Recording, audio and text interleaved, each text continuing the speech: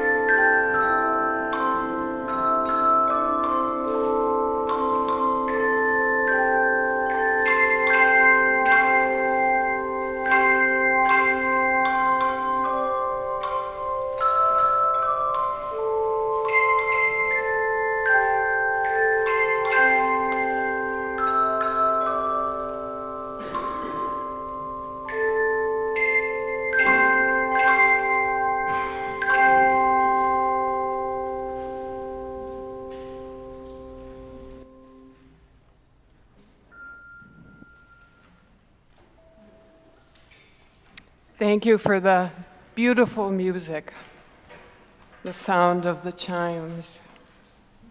Good morning, everyone. On this holiday weekend, a beautiful day, no rain, sunshine, cooler, a day to be grateful for. FUS is First Unitarian Society, is a community where we try to be curious and explore spiritual, ethical, and social issues. And we hope that we're an accepting and nurturing environment.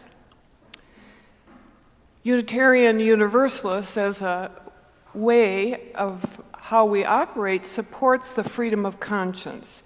So for each individual, so we can be a force for good in the world. My name is Claire, and I'm just delighted to be here and see all your friendly, wonderful faces. And on behalf of the congregation, special welcome to those who are from out of town.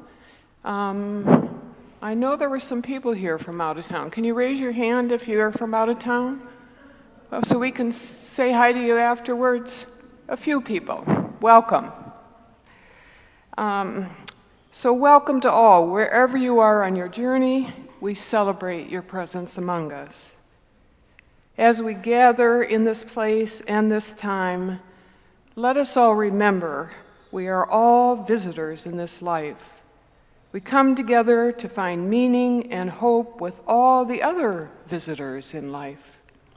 Let us join our hearts and our minds together as we celebrate life. And on kind of a boring note, would you please silence cell phones? So let's join together in singing hymn number 95, There is More Love Somewhere. Please stand if that's comfortable for you.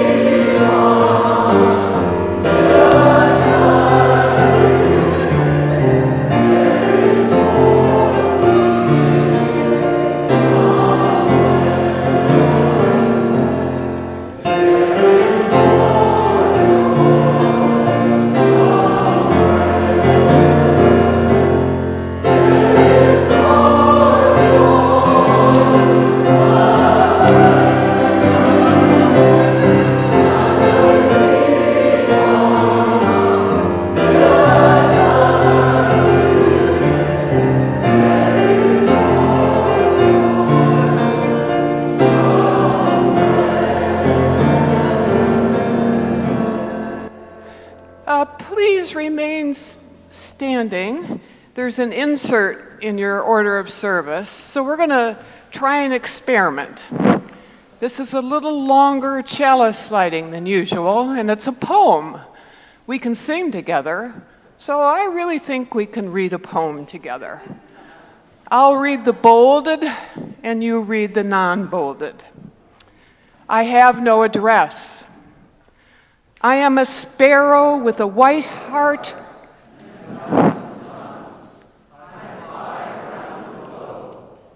Singing for peace, love, and humanity. In every place, I have an address. My address is lines ornamented by dreams, beating by heart for people who wish for good for other people. I sing, smile, and cry.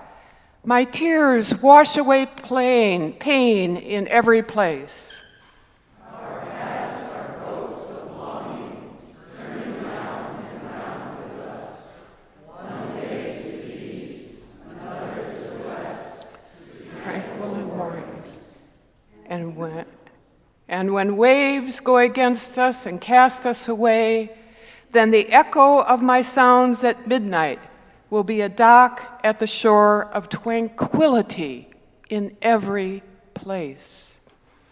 Today we join hands with others' hands. Our universe is a rose garden, blooming in the holy night. It contains us with hope, love, and hallelujahs.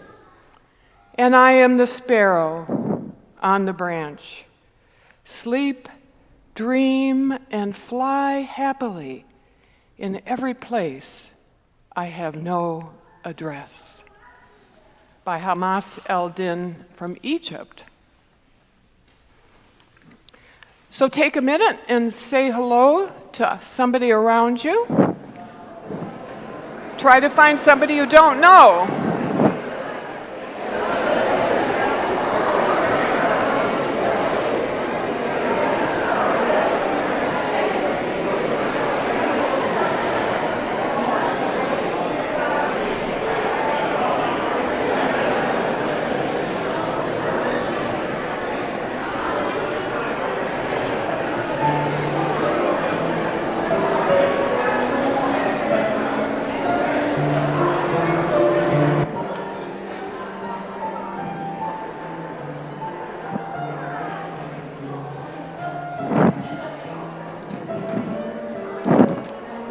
Always hard to stop talking.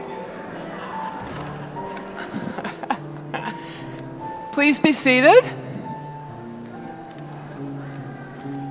So now is time for the children's message. If there are any kids that want to come forward, it's really a message for all ages, but come on forward. I got a message for us. Are there any kids here that are brave enough to come up and see me? Oh, there's Anne. She's brave enough to come and see me. Yeah, I know you. Welcome. Welcome. Hi. You know what we're going to talk about today? I bet you don't. No. We're going to talk about love. So what do you think love is? I'm really happy to see you. What do you think love is? Who do you love? Is there somebody in your life you love? Your brother? Yeah, what? Your brother. Anybody else you love? No? Do you have... I love John. You love John. Who's John? He's one of my friends. He's your friend, so we love our brothers and sisters. We love our friends. How about our mom and dad? Does anybody love their parents? Yeah. Does anybody love flowers? Yeah. All kinds of things in the world. You love your mom and dad? Oh, yay, put your hand up, Mom. Welcome. So, this is about love, and sometimes that's a word that is hard to use. So we'll start this story. I love this story, but his name is Todd Parr. The title of the book is Love the World. Love the world. So much to love in the world. Love the whole wide world. Love your face. Can you love your face? I bet you can love your face. Like that monkey is loving his face. Love your space. Where you live. Can you see up there? Well, come over here, sweetie. Come over here. Move over next to this little guy. Yeah.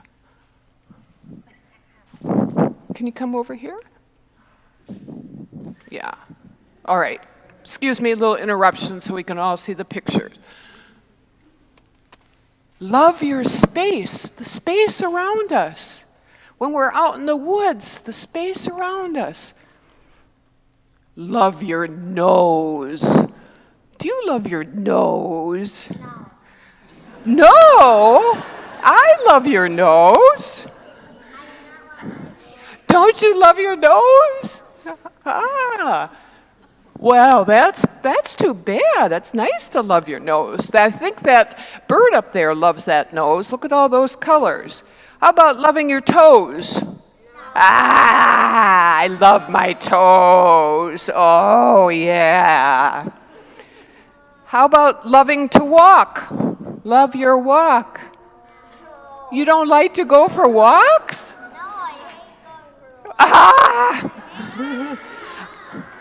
Even if it's in the woods with pretty flowers? Yeah. How about, do you love how you talk? No. Yay! Good for you. I love how I talk. No. You don't like your voice? Oh. Do you love giving people a hand and helping people out? Yeah? Do you like that? Yes. Sometimes you might help your little brother, you might help your mother, your father. That makes you feel good. How about, do you love taking a stand? No. Standing up and saying, I believe this. No. No. No. No, I don't. I do believe this. Do you love school? No. All right. Okay, here's one. Do you love yourself? Yeah. Yeah. I do not love myself. You don't love yourself? No? How about loving the world? Yeah. Oh, love the world. So, how about loving the bees? No. You don't love the bees and honey? What are bees? They're little insects. They make honey. Okay, here's another question for you. Hey kids, do you love the trees? Do you love the trees? We have a recorded no going on here.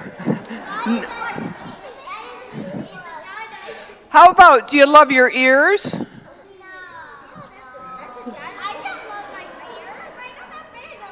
How about, do you love your tears? Oh. How about this one? Do you love your hair? You hate your hair? I love your curls. Sheep have, what does sheep have? Wool, like hair. How about, do you love your flair? What's a flare? How you act? How about, do you love being kind? Yeah. That I didn't get a single no for. Because the dog doesn't feel good. Look. You're saying goodbye to the dog. You've taken him from the shelter. That's a kind thing to do. But the other dog is like, Yeah, well, maybe you'll go get him after church.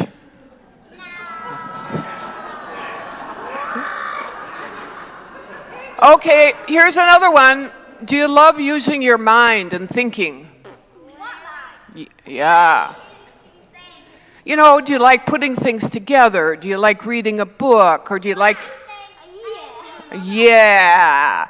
How about, do you love making art? Do you like to draw pictures? Do you like sharing your heart? Do you like sharing your heart?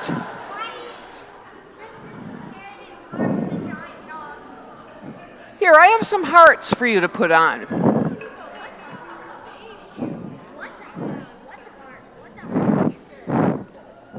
It's a sticker.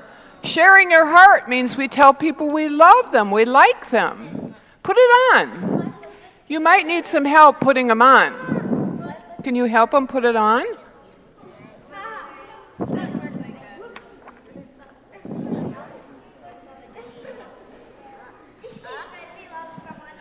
This little one needs some help. Can you help her?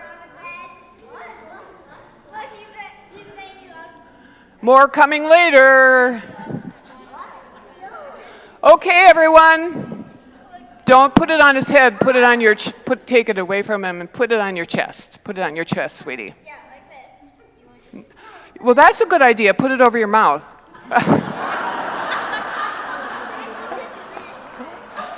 Okay, kiddies. Remember, you have to love yourself and love the world and love your giggle and love your wiggle. Love your grin. Love your smile. Yeah. Love your skin.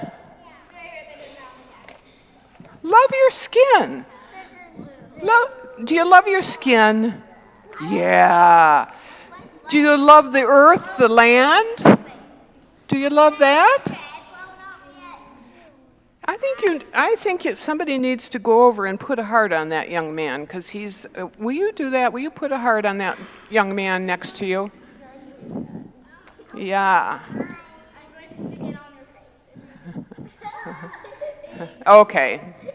I give up. Do you love the sea?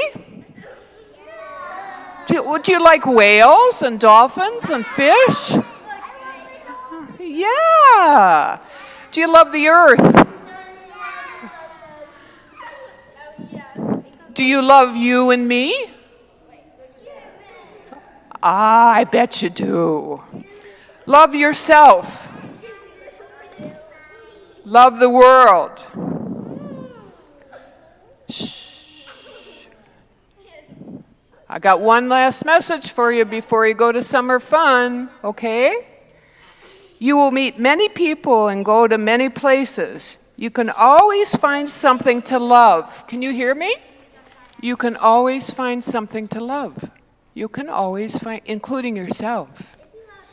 About yourself, the world, everyone in it. Love yourself, love the world. The end. The end. Thank goodness for you guys. You're wonderful. Now, I want you to tell me something before you go. Are you going to tell somebody you love them today? Well, think about it. Think about if you want to tell somebody that you love them. Now you can go to summer fun. Thank goodness. Bye. Thank you.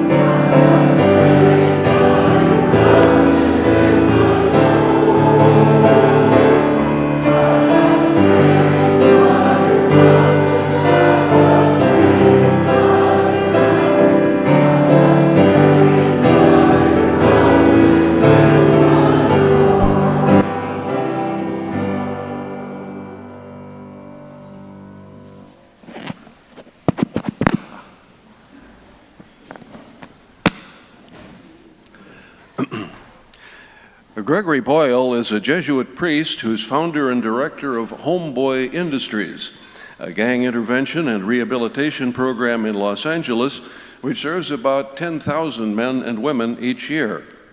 Father Boyle has won many awards and makes about 200 speaking appearances each year around the country. He often takes Homeboy employees with him on these trips, and this is from his book, Tattoos on the Heart, about a trip to receive an award from the University of Montana in Helena, Montana. I take Julian and Mateo with me. They both grew up essentially in youth authority facilities. Kids aren't meant to grow up there.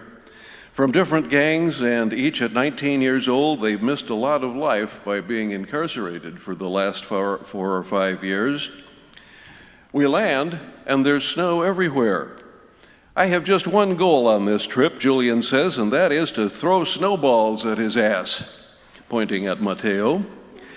This goal, trust me, was amply met during our 3 days in Montana. They got their hands on plastic sleds, and in one afternoon lived an entire childhood previously denied them. Before our talk at the university, we're interviewed by the local paper, and pictures are taken. Julian and Mateo speak movingly after my speech and receive a standing ovation. The crowd has so much honor and reverence for what these two abandoned kids have had to carry all of their young lives. There's a mass that follows. Mateo comes up. He has my head in a vice grip, and he's trembling and squeezing it with all his might. He leans right into my ear as he does this and can barely speak through his crying. All I know, he whispers, enunciating with special care, is that I love you so much. Now I'm crying. The following day, we begin our return home to Los Angeles. That morning, on the front page of the Helena newspaper, above the fold, in color, a photo of the three of us, 4 columns wide, standing in the cold, wearing our Homeboy beanies and jackets. The headline read, "Gang members visit Helena with a message of hope." The homies can't believe it, and they squirrel away many copies of the paper. People in the hotel, at the restaurant, in the airport greet Mateo and Julian as celebrities. People are stopping them, shaking their hands, congratulating them. The flight attendants make a big deal about the celebrities on board as we settle into our seats at the very back of the tiny airplane. Mateo and Julian are seated together, and I'm across the aisle. Mid-trek, I look over and see Julian in the window seat, knocked out asleep, with his head leaning on Mateo's shoulder. Mateo is crying. He has the Montana newspaper resting on his lap. "I just read this article again," he says. He can't speak for a second, and silently puts his hand over his heart. "I don't know, it really gets to me. It makes me feel like I'm somebody." He cries all the more. I lean across and whisper, "Well, that's because you are somebody." Julian and Mateo had never been outside Los Angeles before. Now a new place of friendship has been forged, and those outside have been let in. There's a brand new, palpable sense of solidarity among equals, a beloved community. This is always the fruit of true compassion. What gets to Mateo in the end is the truth of how closely bonded we are together, dissolving the myth that we are separate at all.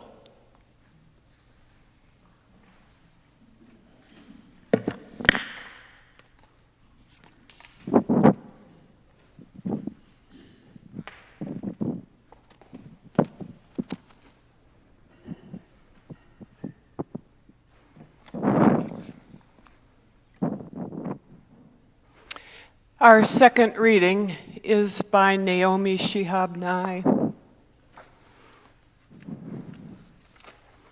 and it's called Kindness.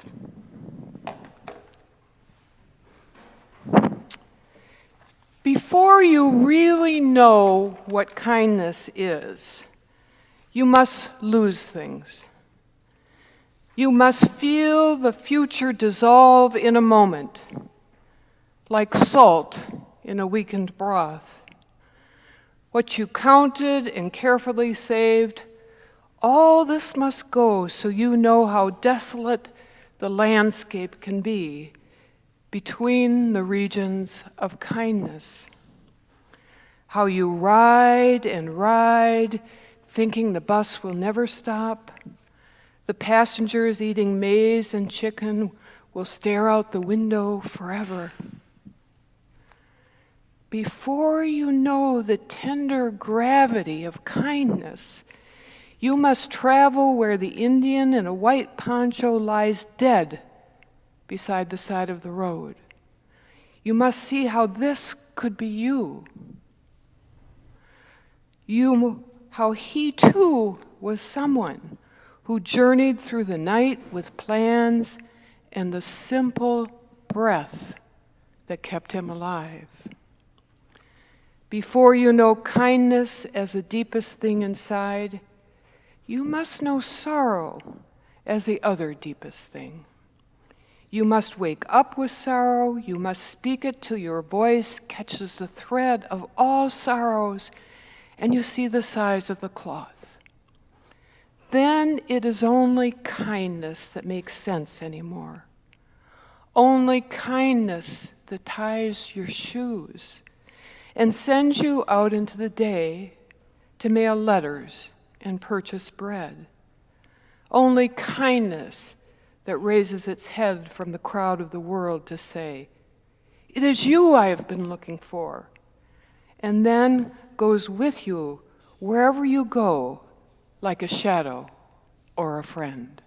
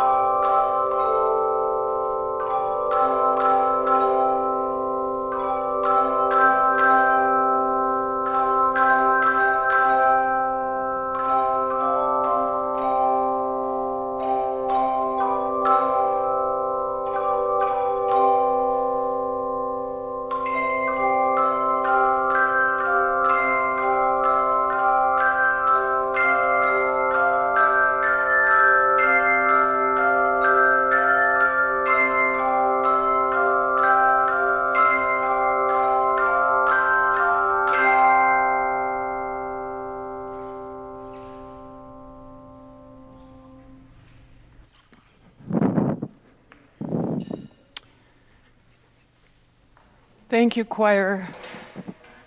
That music touches my heart.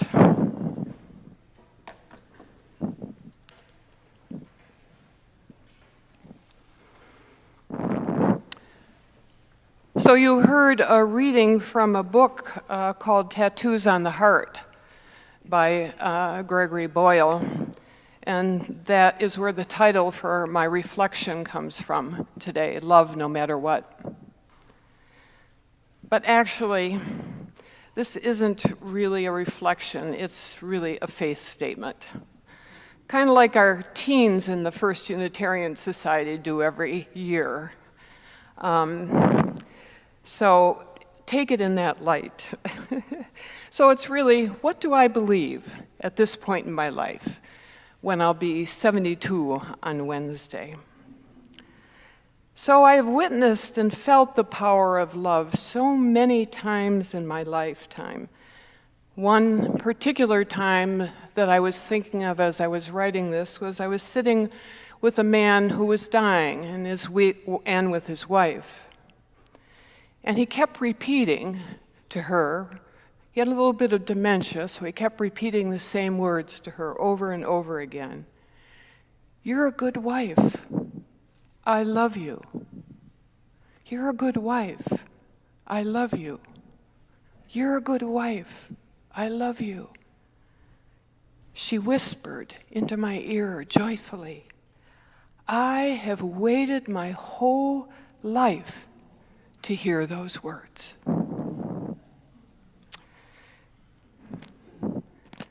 Universal, unconditional love is a deep, heartfelt connection with all that is, animate and inanimate.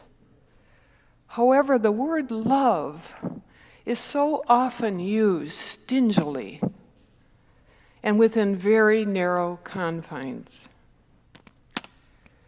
Often we just say, oh, I just love that outfit, or it has love with the sexual overtones. Love is a huge word, as in the children's message, loving all those children with all their no's this morning. This love does not mean that all behavior is condoned, accepted, ignored, or not without consequences. And also, there are expectations and limits within relationships. For instance, if a gang member comes to work drunk or on drugs, he is out of the work program, Homeboy Industries, which you heard about. However, they are not out of chances if they're able to come back to the place sober. Sober, that's all, just sober. As Boyle says, out of here, but not out of my heart. In this time of challenges related to family expectations and a lot of stress, and in this congregation, our current transition, and all the transitions in our life, the sober suffering in the world, stepping into universal love can sustain us, and I believe opens our hearts with courage to face the unknown. With kindness, knowing that this is an ongoing practice and not searching for perfection. Perhaps in our lifetime, we may not always feel unconditional love, but it remains our intention or my intention to love, so that we can live and we live and practice this in each moment, however imperfectly.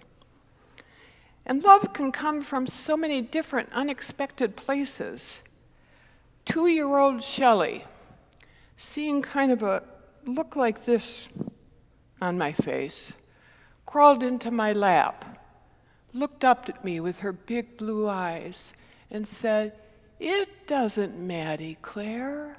It doesn't matter," and then curled up with me. Love from a 2-year-old. Or Karen, 11-year-old, dying of leukemia. I'm a student nurse at this time, and I'm out of town, but had left my number at the hospital. So the night nurse called me, a student nurse, in the middle of the night, 2 o'clock in the morning. I drove into the hospital because Karen asked for me. So what was that on the nurse's part? Love. She was able to break all the rules that day, call a nurse student that wasn't supposed to be there alone at the hospital in the middle of the night and ask her to come in.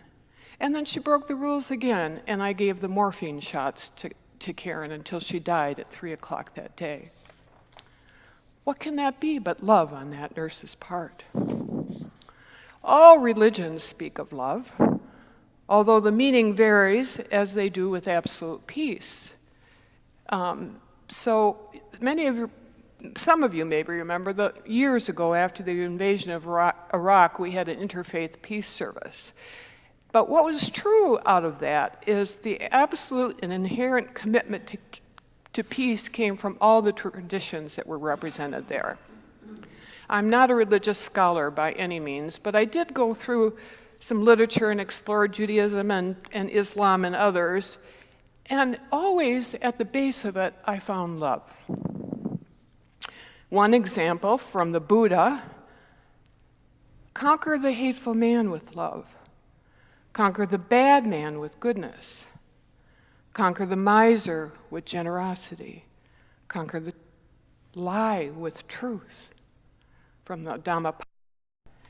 And from 1 Corinthians, love is patient, love is kind. It does not envy, it does not boast, it is not proud. It does not dishonor others, it is not self-seeking, it is not easily angered, it keeps no record of rights or wrongs. Love does not delight in evil, but rejoices with truth. It always protects, always trusts, always hopes, always perseveres. Love never fails. Martin Luther King said, "I have decided to stick with love. Hate's too great a burden to bear. Darkness can only drive out darkness. Light can only do this. Hate cannot drive out hate. Only love can do this." Well, what about us UUs? What does this shirt mean? Love. What does it mean to us? We have 7 guiding principles that are wise words. If you pick up your hymnal for just a second and go in about 5 pages after the preface, you'll find them. The page says, "We, the member congregations." And our beliefs are there. Now, we don't have time to go through all these beliefs today, but this is what we say we believe. Do we believe these? Do we believe these? And if we do, it seems we have to soften our hearts to truly embrace them in our lives. They're only words on a page here, and they need to come into here so that we can live them in life. So a reading from Dr. Robert McGeish called Lessons from the Geese. Driving along a commercial corridor near my house, I noticed that one of the car dealerships had changed the message on the sign. Instead of touting a holiday sale or good financing rates, the block letters read, "Honk if you love." I was thoroughly delighted. As I drew closer to the sign, I noticed that under the word love was an American flag. And I was a little sad about that. Apparently, boisterous love was only reserved for the U.S. Suddenly, the acknowledgement of our wide and profound connectedness had been reduced to affection for one narrow sliver of the human population. I felt diminished. I'm better off taking my cue from Canadian geese than used car salesmen. Geese fly much further as a group than they ever could alone. When a goose has been injured, 2 or 3 others stay on the ground with it until it recuperates. As they migrate, they honk to remind their fellow birds that they're nearby, ready to help, encouraging each other along the way. If we had as much sense as geese, he says, then our hearts must be moved more than by parochial interests. If we hope to foster a more compassionate world, We must practice caring for one another with joy and over long distances. If justice is to be realized, then our voices must speak loudly, even boisterously, of love. And then there's this precious planet to love, as we talked about with the kids. There are many things Dan Brooks says that we can do, and we all know about protecting the environment, like, not driving so much and stuff like that. But he says the most important personal thing for the environment is for us to fall in love. To fall in love with the environment.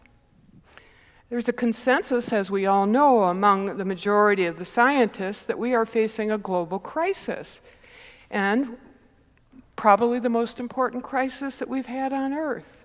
And we can carry our reusable bags, yet all the things that we do pale in comparison to what he calls the cool effects of love. A prescient elder, Chief Seattle, who died in 1866, talked about some of the environmental issues. Man does not weave this web of life. He is merely a strand of it. Whatever he does to the web, he does to himself. What is a man without the beasts? For if all the beasts were gone, man would die of a great loneliness of the spirit. If we do not own the freshness of the air and the sparkling of the water, how can you buy them? All things share the same breath. The beasts, the trees, man, the air shares its spirit with all the life it supports. Humans merely share the earth. We can only protect the land, not own it,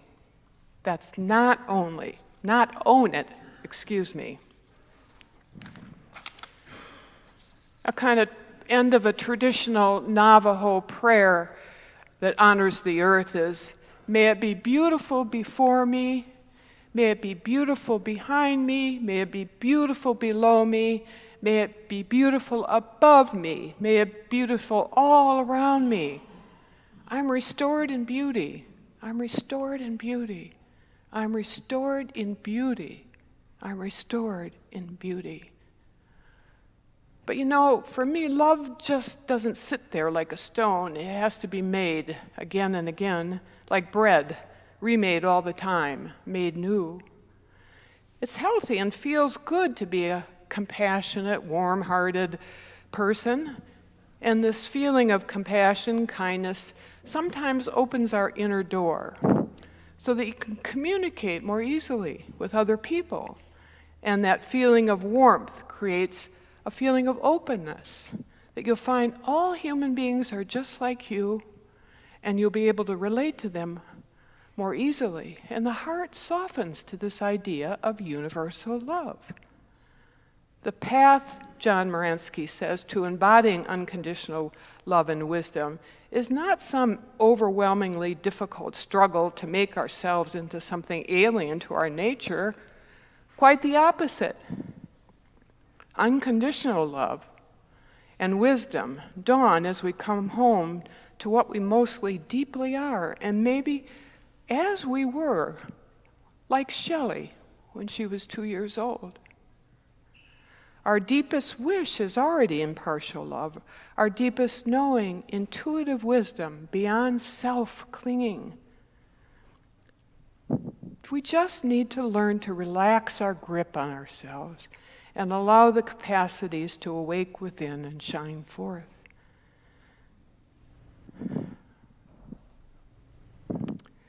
An old Cherokee is teaching his son about life. A fight is going on inside of me, he says to the boy. It's a terrible fight, and it's between two wolves. One is evil, he is angry, he has envy, sorrow, regret, greed, arrogance, self-pity, guilt, resentment, inferiority, lies, false pride, superiority, and a big ego. He continues. The other one is good. He's a joy, peace, love, hope, serenity, humility, kindness, benevolence. empathy, generosity, truth, compassion, faith, and love. So, the same fight is going inside of you, inside of every person. The grandson kind of thought about that for a minute and then asked his grandfather, well, who's going to win? And the wise old Cherokee grandfather just replied, it depends on the one you feed. And I think, what keeps us? What keeps us from doing this? What keeps us from showing this universal love? Sharon Salzberg says, if you want to live on your own terms, breaking free from old habits and stories that no longer have any meaning, be different, practice love. Of course, this applies to yourself as well as to others. I believe there is, she says, only one kind of love, real love, trying to come alive inside of us in spite of our limiting assumptions, the distortion of our culture, the habits of fear, self-condemnation, and isolation that we tend to acquire just by living life. The ability to have compassion for oneself becomes the ability to have compassion for others. We recognize love, accept it only if we pay attention and notice it. But, I think the one thing that kind of shuts us down to love is fear. And fear has usually two extremes. Judith Leff says, in one extreme we freeze, and the other extreme we're petrified. So we panic. So it's pretty tough to feel love in a frozen or panicked state. So when that happens, we shut down and close our heart. But fear makes our life narrow and dark and blocks intimacy. And more than anything, disconnects us from kindness and love that is our inherent right. So, how do we deal with fear? And what are our fears? Fear of losing our safety and control, fear of aloneness and disconnection, fear of unworthiness, fear that your love will not be acknowledged by others, fear of rejection. I'm sure there are a lot of others for you. And how might these fears inhibit opening and expressing the universal love? For me, it's like showing my vulnerability or not doing something perfectly in this service or forgetting things. So what helps me with my fear? Well, at times when I can see the fear, perhaps I can recognize that it's unrealistic. Humor for me deflates fear. Smiling with myself. What gets in your way? I love a quote by Ajahn Sucitto, who's a teacher in the Insight meditation tradition, who says, oftentimes our head is running ahead and our body is dragging to keep up, and our heart is saying, I don't know, I don't know, I don't know. So our goal is come together as one, head, body, and heart.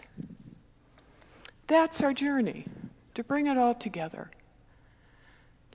A long time ago, Virgil said, love conquers all, and love opens us up to joy. Joy in being with you today, in the smiles and jokes with the children, the beauty of the morning, the joy in being with those we love, and in this community. Sometimes your joy is the source of your smile, but sometimes your smile can be the source of your joy. That's what Thich Nhat Hanh says. So, I'll end quickly now. And back to Father Boyle for a second. Outside a cemetery chapel, while we silently await a coffin of murdered gang members to be placed in a hearse, I see a young girl of 3 or 4 across from me who's inquieta, unquiet.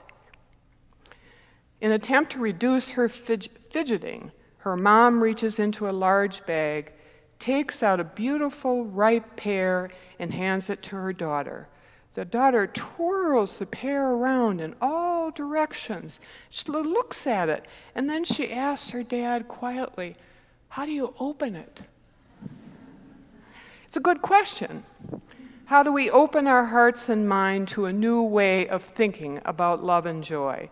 How can our eyes be open? One need not have been there to imagine how the father answered his daughter's question. Take a big old bite.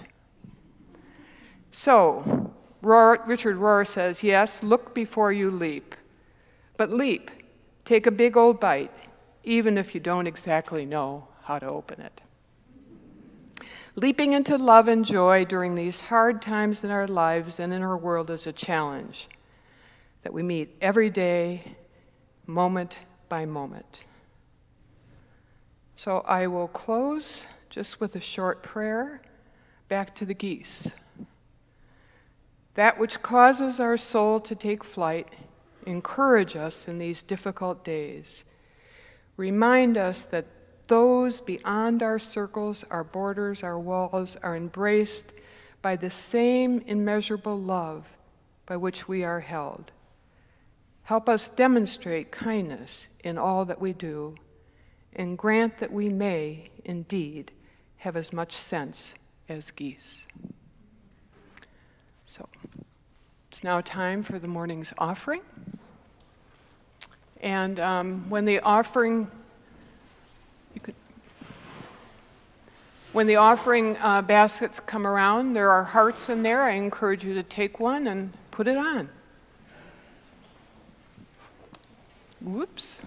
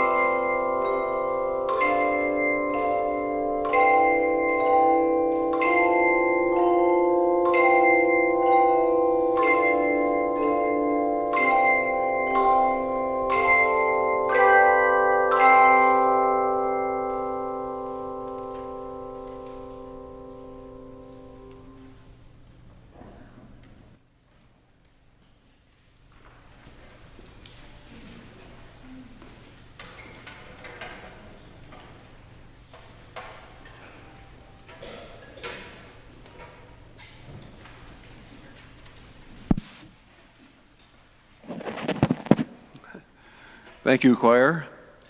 And thanks to everyone in the community for all they give to keeping this operation going. We want to express a special thanks to our volunteers this morning who helped make service possible. Our greeter this morning was Dorrit Bergen. Ushers are Eliza Monroe, Dick Goldberg, Elizabeth Barrett, and Pam McMullen. Hospitality being provided by Janie Hills and Blaze Thompson. Our lay minister this morning was Ann Smiley. At our information and welcome table, Karen Rose Gredler. Flowers provided by Claire Box, and pulpit palms are cared for by Hathaway Hassler. And we have a special message from Tim Corden.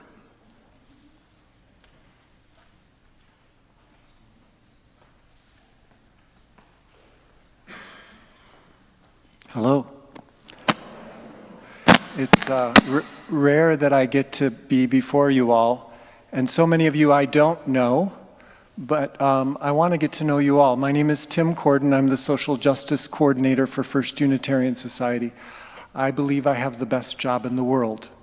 And it's because this congregation is so committed to social justice that I get to do what I do and get paid for it. So thank you. My heart is full of gratitude for this service. I'm so glad to have found a place where love is not a scary word, but a word that really embodies who we are and what we're about. And thank you, Claire, for inviting me to say a few words. In my job, I get to work with social justice ministry teams, people who are reminding us that white supremacy culture is alive and well in America, that it's alive and well in all of us, that poverty is amongst us, that homelessness is amongst us. And Claire has made it possible for an anonymous contribution to make it possible for us to give half of what we're giving today to the Healing House, a project of Madison Urban Ministries, one of our partners. And this is a respite center that's opening on Monday so that homeless families that are experiencing surgery, hospitalization, birth, can have some time off the streets where they can be cared for. And so thank you, Claire, for bringing that opportunity.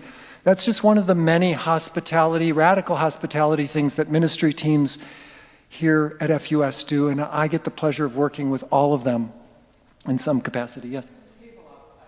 And yes, there's a table outside if you'd like to learn more about the hospitality house.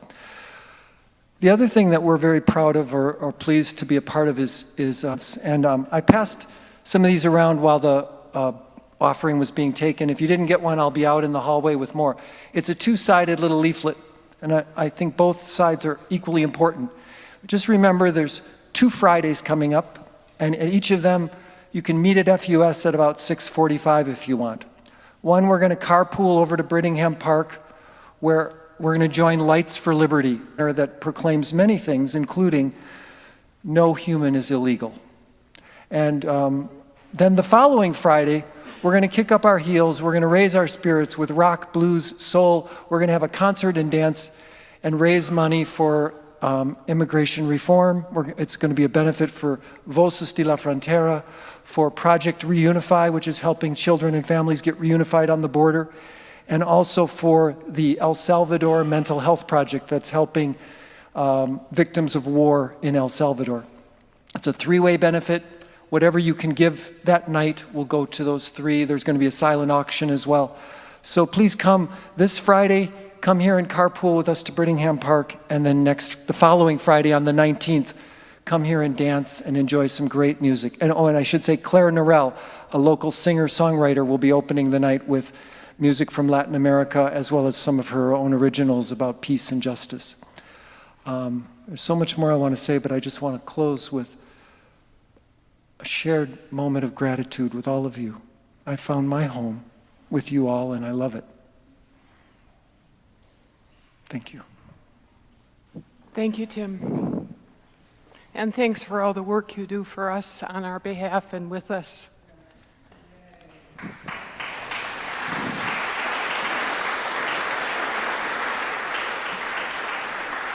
So we'll join our voices, I think, in one last hymn.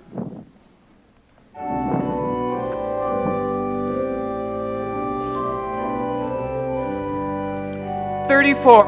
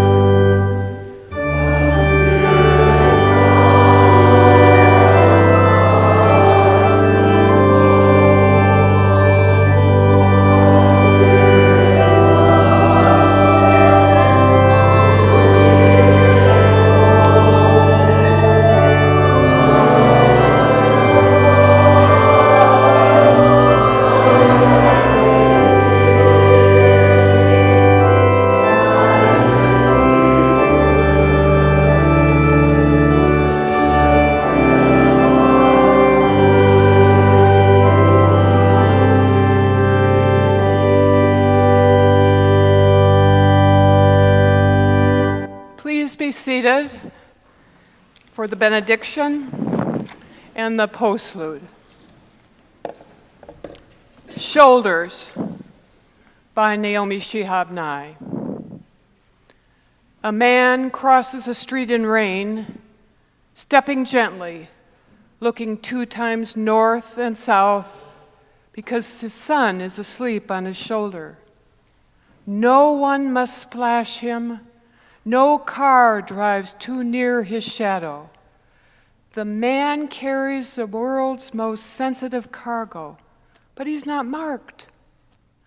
Nowhere does his jacket say fragile, handle with care. His ear fills up with breathing.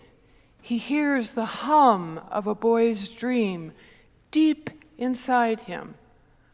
We're not going to be able to live in this world if we're not willing to do what he's doing with one another. The road will only be wide. The rain will not stop falling.